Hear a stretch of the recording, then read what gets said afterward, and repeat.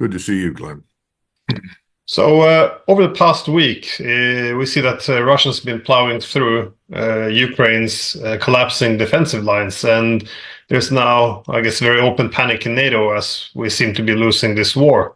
And the response has been escalation or reckless escalation, one might say, as the US is now sending these long-range ATACMS, which Blinken suggests the Ukrainians can use as they please. We'll see the British now openly encouraging the Ukrainians to use British missiles to strike inside Russian territory. And the French are even sending troops, at least, well, yes, they have already sent troops. So it seems to me that, well, the line between a proxy war and direct war is becoming increasingly thin if it hasn't been crossed already. And we see that the Russians responded now by calling in the French and the British ambassador to the foreign ministry, but also announcing this tactical nuclear missiles exercise. And of course, one can blow this off as the Russians merely communicating its deterrent, but it also seems, I guess, that this is something very different. So I guess the whole idea that NATO countries can attack Russia without retaliation no longer works.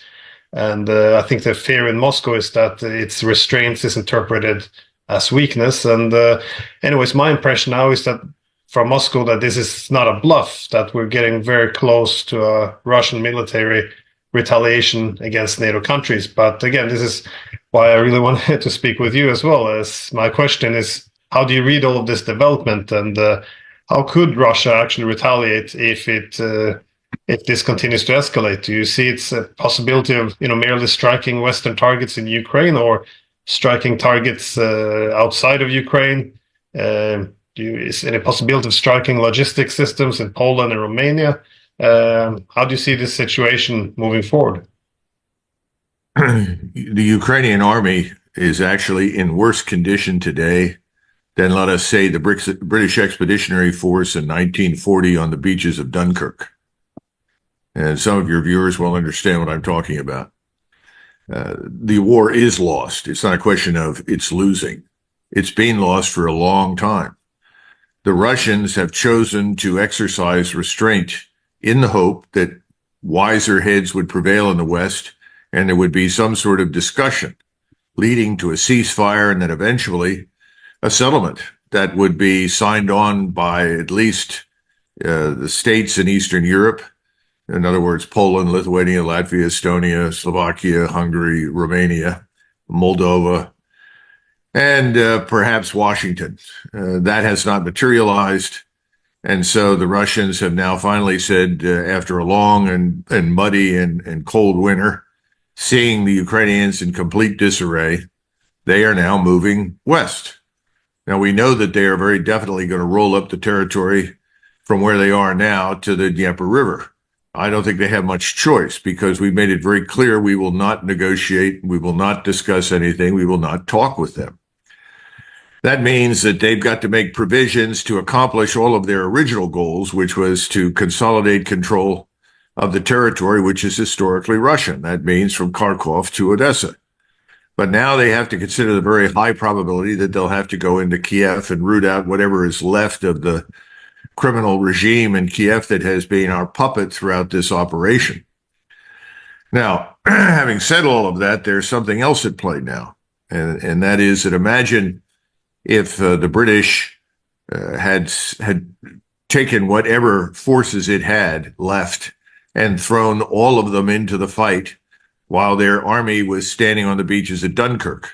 Well, it wouldn't have changed anything. The Germans would have simply rolled up and killed everybody or taken them prisoner. Wouldn't have worked. Well, we're in the same position right now with regard to the Ukrainians. We're now throwing in everything in a last-ditch effort based more on hope than reality that somehow or another it's going to make a difference. And the difference it's going to make is as follows. If these long-range strike weapons, remember we've talked about the Taurus, we've talked about the Shadow Strike, there are all sorts of different weapon systems out there belonging to the British, the French, and the Germans. If those are actually used against Russian targets on Russian territory, and they kill Russian citizens, whether or not they're in uniform, Russia has stated very clearly they reserve the right to treat France, Germany, Britain, anybody else who contributes to this as a co-belligerent. Now, you asked the question, what can the Russians do? Well, I think you have to understand that the Iskander missile and other systems like it have the capability of striking targets from, I would say, Spitsbergen up on the up near the Arctic Circle all the way to southern Portugal. So they have a rich target set from which to choose. They have no shortage of missiles. Now, their preference would be not to do that. But the British have made it very clear that they are resisting reality. Sometimes I think the British and the French are both lost in a world that doesn't exist. They fancy that this is 1854 and they're dealing with a crisis in the Crimea and that Russia is backward and incapable of really responding, which was almost true in 1854. And the Russians ultimately abandoned their efforts to move further west and gave up on the war in Crimea, largely because they had no means of supplying Crimea and their forces that were there. Well, that's not true anymore. Russia is a modern scientific industrial power with an abundance of resources and endless production capability when it comes to military equipment. It now has the largest and arguably the best battle-hardened army anywhere in the world. And to this must be added their rocket forces, their strategic forces, their aircraft, manned and unmanned. All of these are in a very high state of readiness. And the final point is this. The Russians have always said that they would not be the first to use nuclear weapons. But the Russians are watching us. And they have slowly but surely begun to convince themselves that we're serious about invading Ukraine. They see forces gathering in places like Poland and Lithuania, as well as down in Romania and in Moldova. And they say, these people are crazy. What do we do? How do we warn them off? How do we persuade them that we are indeed serious? One of those ways is to make it abundantly clear that the warheads can go very quickly from conventional warheads to nuclear warheads. And we say a tactical nuclear weapon, we usually are referring to something that's 5 kilotons or less. And Russia has made it clear this is our territory. In other words, the territory in East Ukraine they control right now is part of Russia. And oh, by the way, we will not tolerate anything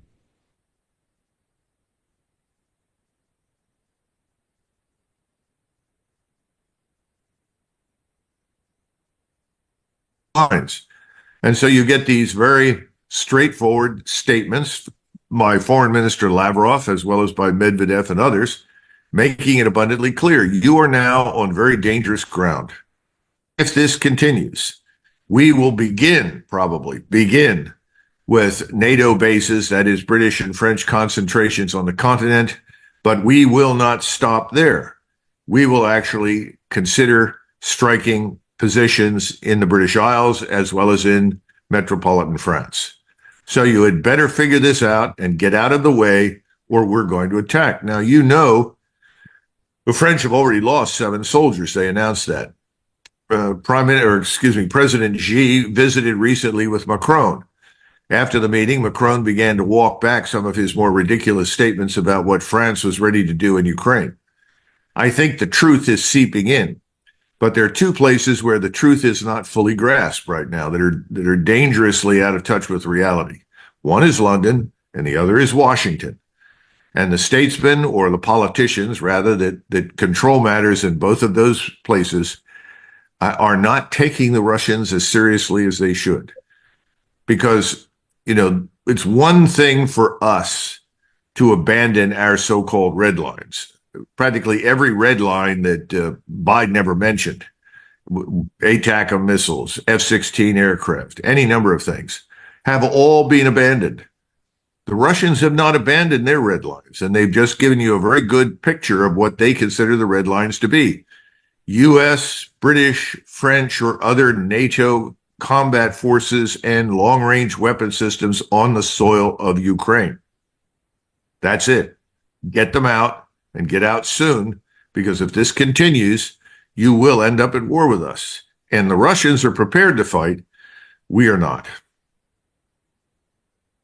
Yeah, I saw that Macron was walking back some of his statements. He was making the argument that France is not at war with Russia. But again, this is a nice narrative to tell oneself here in NATO, but obviously, if the tables were turned, imagine the Russians were in Mexico and they were supplying the weapons and green lighting, targeting American cities. Obviously, the sentiment will be very different. So, I guess my question though is, to what extent is NATO already at war with Russia, besides supplying the weapons, the training and intelligence, war planning? Because well, a while back there was this leaked discussion between some German officers, I think, including a general, that there's many, in his words, many Americans in civilian clothing that might assist with operating these complex weapon systems and missiles, which the Ukrainians aren't trained for. And so I guess my question is, to what extent are NATO military personnel actually pulling the trigger effectively now, being fully involved in this war against Russia? Well, they are involved, and they have been for well over a year. In fact, I would argue almost from the beginning, although the long-range strike weapons that we're talking about, that's a matter for control by the British, French, Germans, Americans, and others, no doubt. So that's clear. The Russians are aware of this. The Russians have refrained until quite recently from systematically targeting NATO troops on the ground. In other words, soldiers or advisors that are there to help the Ukrainians maintain and employ these weapon systems. And remember, we have cells on the ground in that country, as well as in Poland and Germany and elsewhere, that are providing the intelligence, the reconnaissance, and the surveillance capabilities from our space-based assets and high-altitude assets to the Ukrainians. That's why the Russians have been very careful about massing forces. That's why they've moved very deliberately, because they know that we can see most of what they do with great clarity, just as they can see most of what we do with great clarity. They've adjusted and adapted. The Ukrainians have not. The Ukrainians have behaved as though that none of that existed, and that's why you now have 600,000 dead Ukrainian soldiers at least, and 1 million plus casualties. So I think the Russians know those things, and I think the Russians are telling us what they know. And the ball is now in our court. Either we cease and desist and back away, or we risk a direct confrontation with Russia. And that confrontation will have harsh consequences for us. Economic consequences, disruptions in supply chains, destruction of whatever energy infrastructure still exists. There are a whole range of things that could happen. This is not something that Moscow wants, but Moscow is signaling we can do this. Now, the response to this, and the only response that we have, since we are so weak conventionally, is a nuclear one.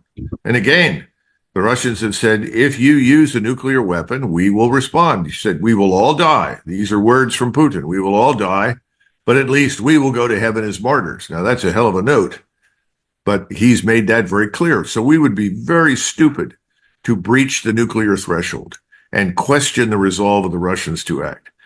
But again, you're dealing with people who have been out of touch with reality virtually from the moment this began. And they have been lying prolifically to their populations, to their electorates. So how many people in Europe actually know the truth? They think that Putin woke up one morning and said, oh gosh, I think I'll invade Ukraine, which is, of course, absurd. Nothing could be further from the truth. He was goaded and provoked into this, as the Russian people were. And the notion that every Russian wakes up every morning and sharpens his bayonet and can't wait to go to war against us is equally stupid. This thing needs to end, and it can end. And the sooner it ends, the better for everyone concerned. But right now, we still have a lot of people who have made outrageous statements, Glenn, and they can't retreat from stupid positions. We went through this in Vietnam with Lyndon Johnson. And then subsequently, Nixon, I think, foolishly listened to Kissinger, who kept saying, oh, we can't just withdraw. The Soviets will think we're weak. Well, we know now in retrospect, the Soviets thought we were stupid for being there to begin with. And they were right, just as they were stupid to waste their time in Afghanistan. And we were right. But we are stupid staying in Ukraine and pressing this issue, because that's a guarantee that not only will the rest of Ukraine be destroyed, but that we end up at war with a power that's not really our enemy. Now, how do you get this across in the current environment, particularly when the media is obediently repeating stupidity every day and every night, lie after lie about what's really happening on the ground in Ukraine? It reminds me of the In this movie with Bruno Ganz, who has now passed away, Untergang, where this secretary says, "But mein Führer, what about the inevitable victory?" And of course, he turns, walks into his room, and shuts the door. Well, I think we're going to have a similar response very shortly on the Western side. So we need to stop. We need to get out, and we need to signal very clearly we are going to suspend all further military aid. We should continue to provide humanitarian assistance because that's what Ukraine really needs. But otherwise, we need to get out of this war. We need to end it. And then we need to sit down and get the best outcome that we can from the Russians, who are clearly in the victorious position. After all, it's their part of the world. Everyone forgets the Russians controlled most of it for the last 300 or 400 years. The only ones who competed were the Lithuanians and Poles. No one in Western Europe, no one in the United States ever had any designs on any of these places. So the notion that somehow or another this makes or breaks us as great powers is absurd. Yeah. Yeah, I think it's interesting what you say about that Russia was goaded into this, because this is, I think, one of the most terrifying things in the media, the complete absence of context. And at least in the United States, I feel there's more context. As well, the whole idea that the continued escalation of NATO seems to be based on the explicit premise that Russia could merely pull out of Ukraine and the war would be over. But again, all this is based on the idea that Russia merely decided one day it wanted new territories. But this neglects that the war really began in 2014. And there's actually an interesting article 2 months ago in the New York Times, because after the NATO-backed coup in 2014 to overturn Ukraine's neutrality, the first thing the intelligence chief of the new Ukrainian government, by the way, that Nuland and Washington had handpicked, was to form a partnership with CIA and MI6 in a covert war against Russia. Again, this is reported in the New York Times, and it started on day one, well before Russia even reacted by taking Crimea. So it just seems that at no point over the past 2 years since Russia invaded has NATO countries engaged in diplomacy. They ruled out any end to NATO expansion, and they even made clear that once the war is over, Ukraine will join NATO. And again, this is a war considered to be an existential threat by Russia. Even if we don't agree, this is obviously what they're acting upon. So I think as NATO shuts the door to diplomacy, the only acceptable outcome for the Russians is victory. And as you also stated, this is why I find it such a strange policy, because with this huge escalation, with this long-range missile sending in troops, it's either the West would be successful and Russia would retaliate with nuclear weapons, or we're unsuccessful, which seems much more likely, but we nonetheless risk retaliation and, of course, not just destruction of Ukraine, but collapse of NATO, possible nuclear war. I just don't understand what is seemingly the plan in Washington. Is it merely gradually beating the Russians, or? Well, there are two things, I think. First, to go back to David Cameron in particular, because I found his remarks most interesting and dangerous, frankly. He was asked, well, what can the Russians do? And he said, well, they can bring this conflict to an immediate end by simply withdrawing their forces, which I thought was a statement rooted in a combination of ignorance and arrogance that defies reason. That would be like saying, well, the quickest way to end Britain's war in Ireland in 1920 is to withdraw. Well, that's what they did eventually. They did withdraw. But this is not Ireland, and this is Russia, not Britain. And unlike Ireland, which is separated from the British Isles and from Great Britain, this adjoins Russia. And about half of the people that live in the place are effectively, culturally, linguistically, and otherwise Russians. So the notion that somehow or another everything can be solved by removing the Russians is absurd. There's something else involved here, and I think it's important. I think the ruling class in Europe and in the United States is losing its grip on power.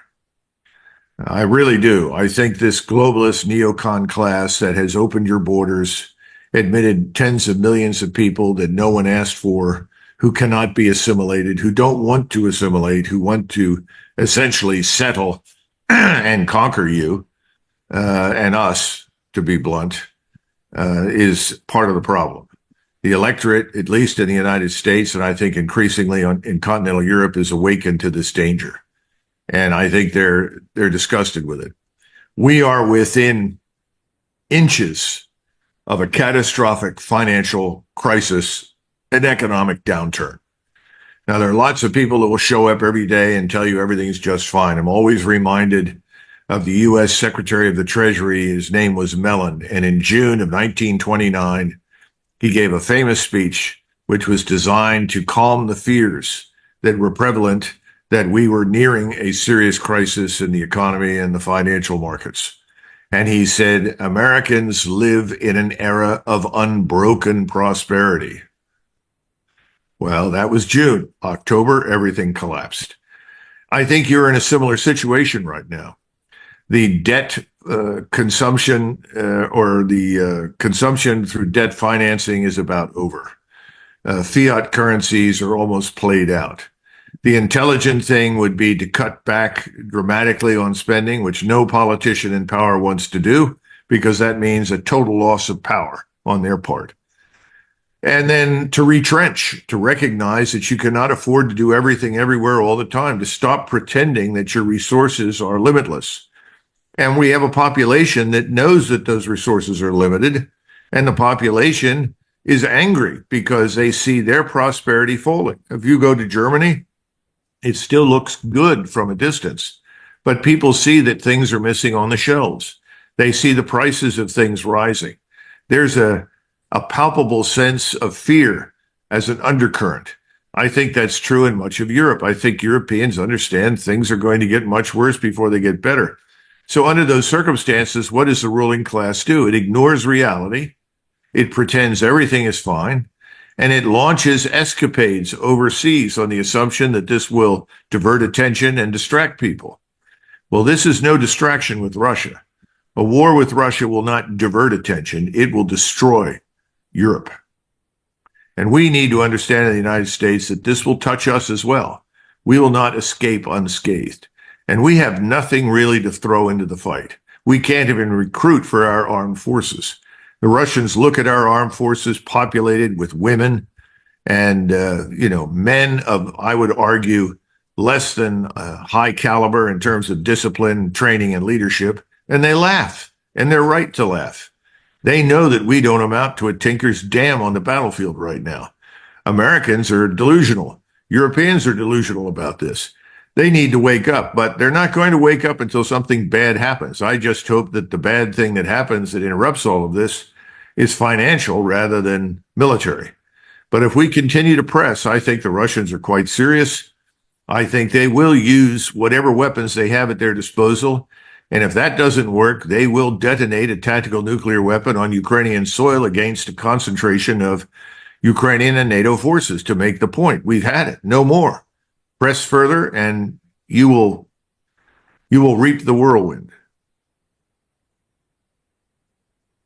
It's just amazing we actually got to this point. And it also surprised me there's not a wider debate about the strategic, grand strategy here, because in the 90s, I think, at least for the Europeans, it made sense just to align with the Americans. They will, at the end of the day, they will always win, and all power is concentrated. But 30 years down the road, with these huge debts, there's a strange mix now between high interest rates and a faltering economy, and it's not looking much better in Europe. In fact, I would suggest it's somewhat worse. With this economic problem, is social problem, which leads to political problems. And meanwhile, all the main rising powers don't want to live in this hegemonic world anymore, so they're all beginning to diversify their economic connectivity and integrating, as in BRICS, and none of this appears to impact the strategic thinking that a new world is actually emerging, and we might have to readjust to reality. But I'm wondering, is there some change in the strategic thinking, though? Because we don't usually admit defeat, but at least you see politicians and the media stop talking about the wars which we lose interest in. I mean, here in Europe, Ukraine is still on top of the headlines, but is the United States growing sick of Ukraine? Is there a more attractive war on the horizon? How? Well, I think in the United States, the focus is increasingly on Israel. And you have a situation in Israel, which is, I would argue, very desperate. The Israelis are in a very difficult position. They cannot declare victory and end the war because they haven't had any victory.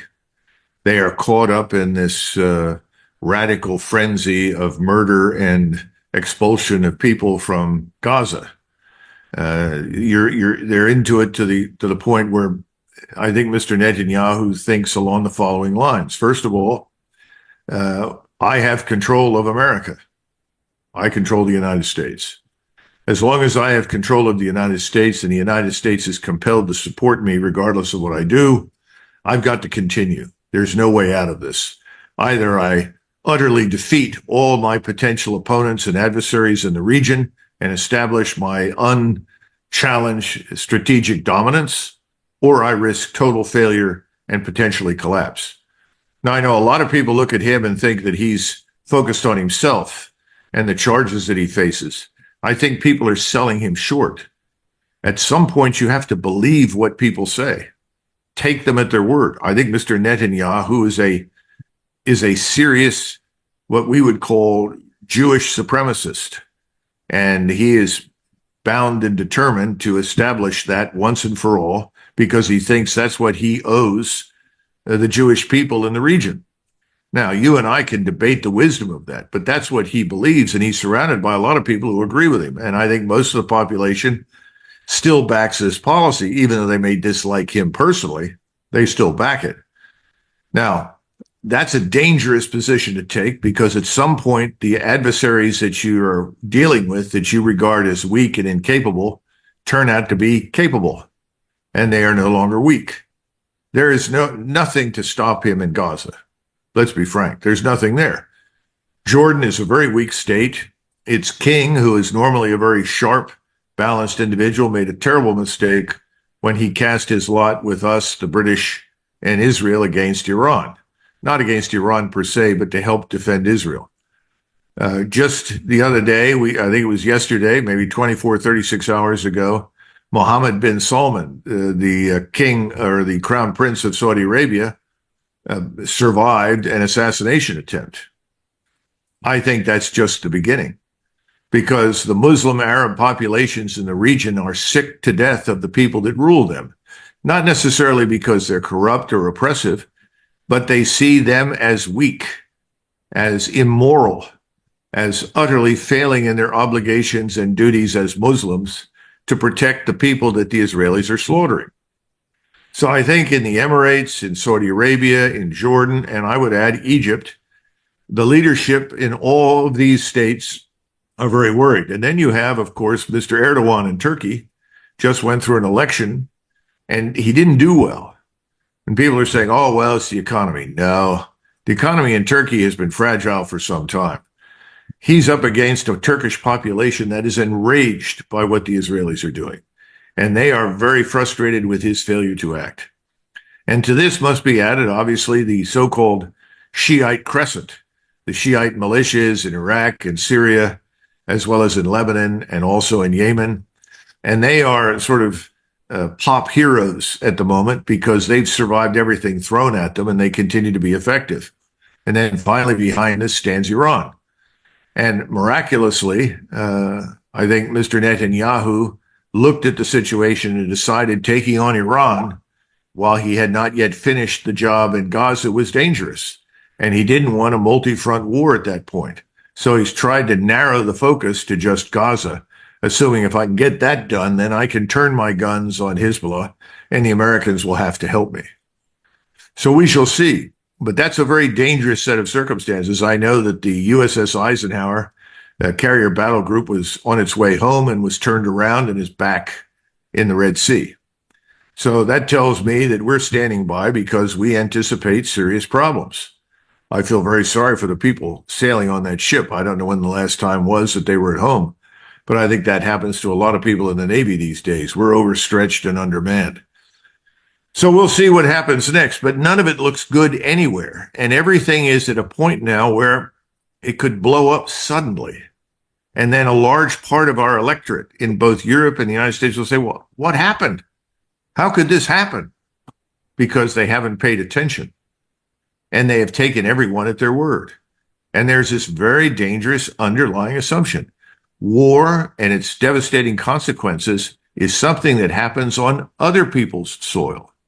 It doesn't come to America, it doesn't come to Norway, it doesn't even come to Poland. But they might be in for a tough education.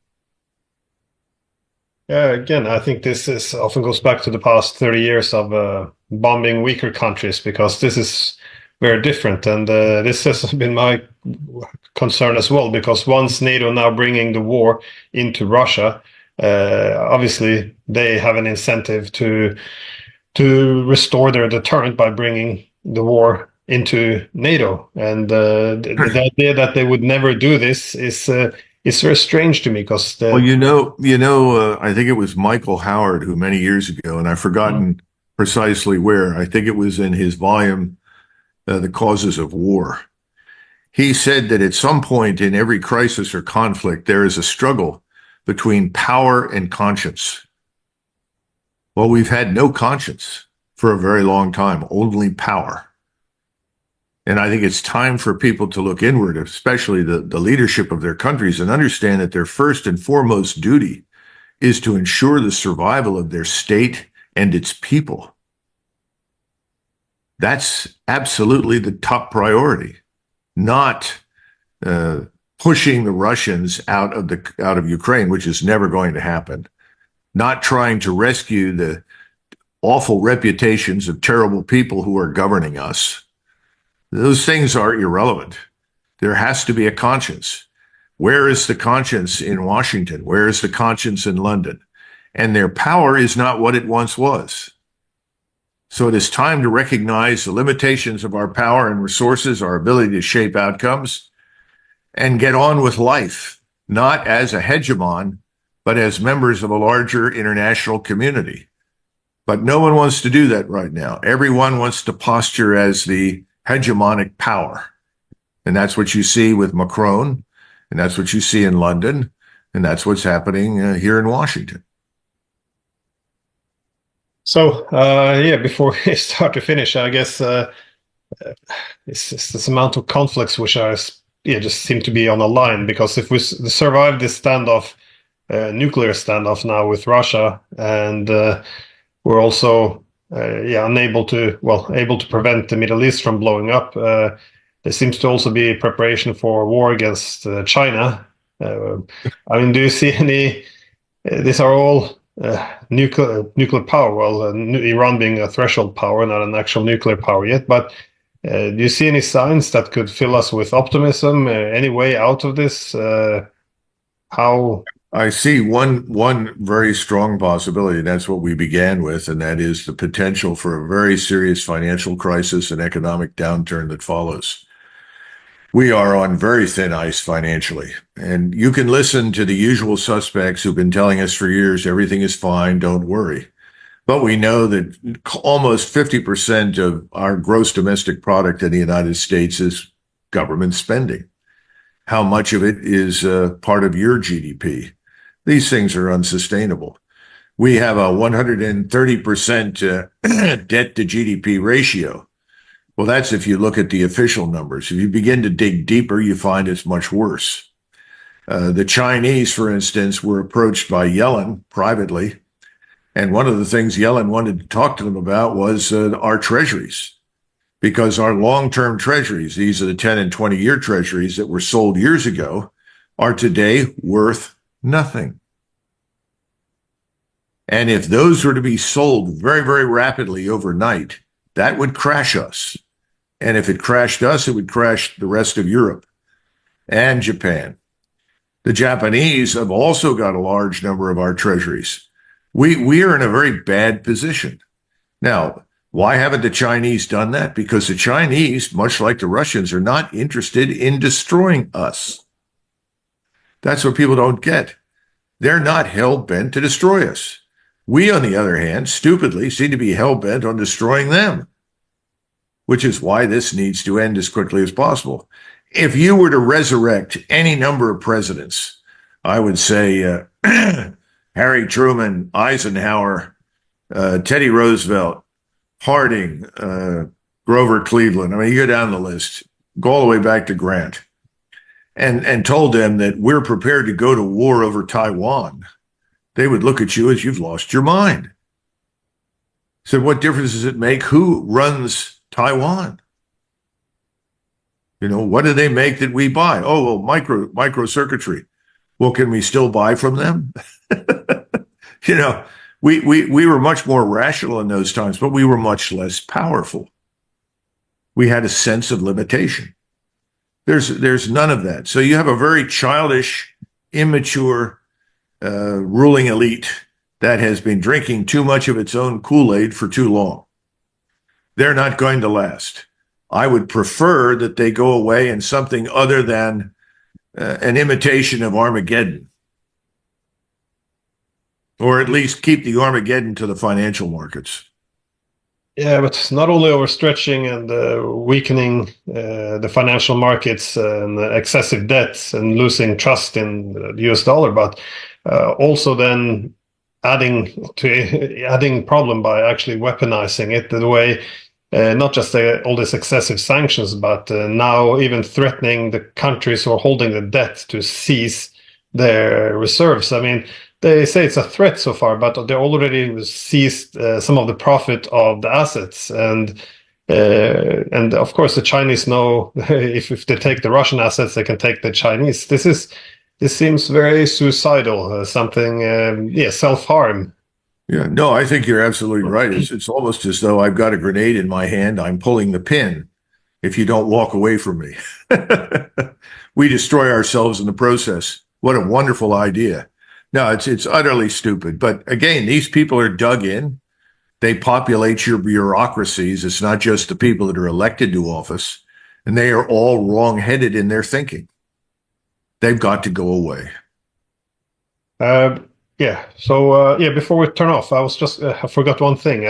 This huge weapons package the Americans are sending now to Ukraine, will this be enough to keep Ukraine afloat till the November elections, or how do you see this? It's very doubtful, because most of what's in that package will not arrive quickly.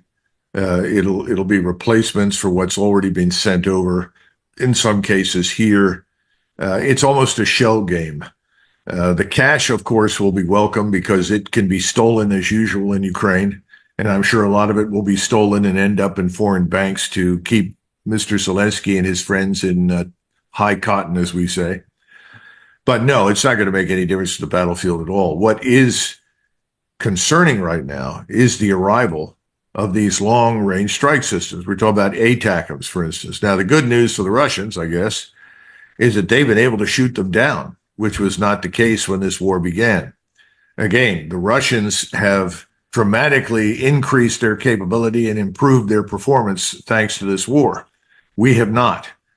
And that, I guess, is probably somewhat reassuring to the Russians. But the rest of these things, the Storm Shadow, Taurus missiles, and others, that's a more difficult proposition. And if enough of those are launched deep into Russian territory and kill Russian citizens, destroy Russian infrastructure, the more likely that the things you've heard from Foreign Minister Lavrov and Dmitry Medvedev will happen.